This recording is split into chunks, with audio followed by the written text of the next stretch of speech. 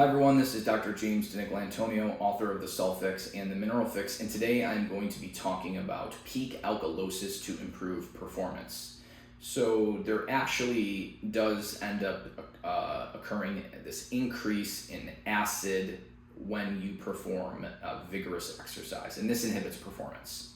So essentially, when you undergo anaerobic exercise, basically there is an increase in production of hydrogen ions, which is literally the acid in the cell, and lactate actually increases to help push the acid out of the cell. So there's this myth that still stands that lactate is what leads to delayed onset muscle soreness, and that lactate is a bad thing.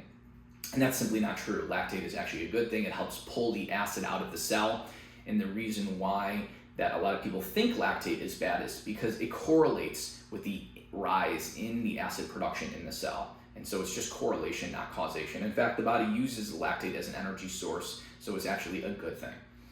But again, when you're performing vigorous exercise, this increase in hydrogen ion production and increase in acid in the cell can actually inhibit performance, because certain enzymes like phosphofructokinase, which is needed for ATP production, is highly pH sensitive. And as the pH drops, i.e. the cell becomes more acidic, phosphofructokinase doesn't work as well, and you don't produce ATP as well, and thus muscle contractions go down and energy production goes down, and that inhibits performance. So there are strategies to actually boost alkalinity in the body. Yes, you can boost alkalinity in the body, at least acutely, and actually you can increase the storage banks of bicarbonate, which is the alkalinity in your body, chronically, which can improve performance. Yes, we can change the acid-base status of the body through dietary interventions. And part of the reason why is because numerous acids that are non-carbonic acids cannot simply just be breathed out. They have to be excreted by the kidneys. And even when you breathe out acid, in order to breathe out one hydrogen ion, you have to steal a bicarbonate. And so simply breathing acid out actually does deplete your alkalinity in the body. And so most people don't sort of believe in this, because pH is kept very, very tight, although your bicarbonate levels can be very low and depleted, and you can start actually stripping bone and things like that, even when you have a normal blood pH. Regardless, blood pH actually does go down slightly.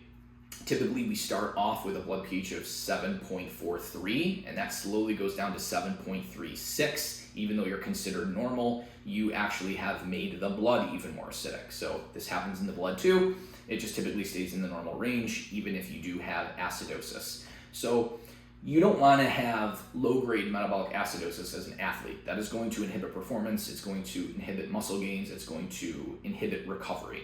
So at the very least, you want to make sure that you are basically excreting zero acid out in the kidneys, because that will improve performance. So we get most of our acid through grains and through animal foods. Not that these foods are particularly bad, you just need to make sure you offset the acid load from those foods with things like bicarbonate mineral waters, plant foods if you can tolerate them, or even certain supplements like sodium potassium citrate, or even bicarbonate, although I recommend citrate better because bicarbonate can affect stomach acid, and you need stomach acid to digest food. So really, I like sodium citrate as a way to boost alkalinity. But there have been several studies that have looked at just slowly ingesting bicarbonate mineral waters over 3 weeks, and that has been shown to dramatically improve combat sport performance. So essentially drinking things like Gerolsteiner water or magnesia water, which are high in bicarbonate, but also other minerals like magnesium and calcium. You drink those slowly throughout the day, 2 to 3 liters per day. Essentially, in 3 weeks, you're going to have this great improvement in performance. And then in addition, if there's certain ways to take things like sodium citrate prior to competition to try to hit peak alkalosis, because hitting peak alkalosis has been shown to dramatically improve performance. Now, most of the studies do not utilize sodium citrate correctly. Sodium citrate should be given about 4 hours prior to performance with food, with a meal containing some type of carbohydrate, so that it's tolerated best. And sodium citrate takes much longer than sodium bicarbonate to boost bicarbonate levels. Most of the studies have given sodium citrate 2 hours prior to competition, and really it should be given 4 hours prior. So if you're consuming these, let's say, bicarbonate mineral waters chronically, you probably don't need the very, very high doses of sodium citrate that have been required in studies that have tested them inappropriately at 2 hours prior. Because when you give sodium citrate to a normal person at 2 hours before competition, typically you need like 21 to 35 grams of sodium citrate in a 70 kilogram athlete to show boosts in performance. That's a lot, and that can lead to gastrointestinal upset and things like that. But if you're chronically drinking bicarbonate mineral waters, you probably only need maybe 10 grams of sodium citrate 4 hours prior to performance to get close to peak alkalosis or hit peak alkalosis. We don't actually know, but even without dumping sodium citrate 4 hours before competition, we know simply drinking the bicarbonate mineral waters chronically lead to dramatic improvements in performance. So certainly taking 10 grams of sodium citrate 4 hours prior to competition or even training is probably going to even more improve performance.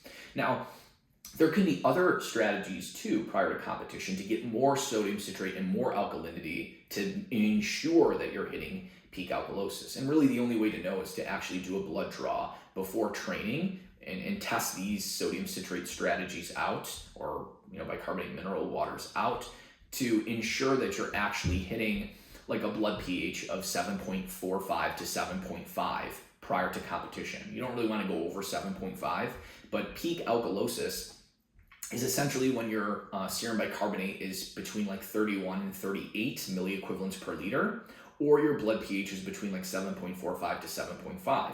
That's this golden sweet spot for peak alkalosis. And really the only way to know if your strategies are inducing that is to test those strategies and then do a blood draw, prior to when you would be competing.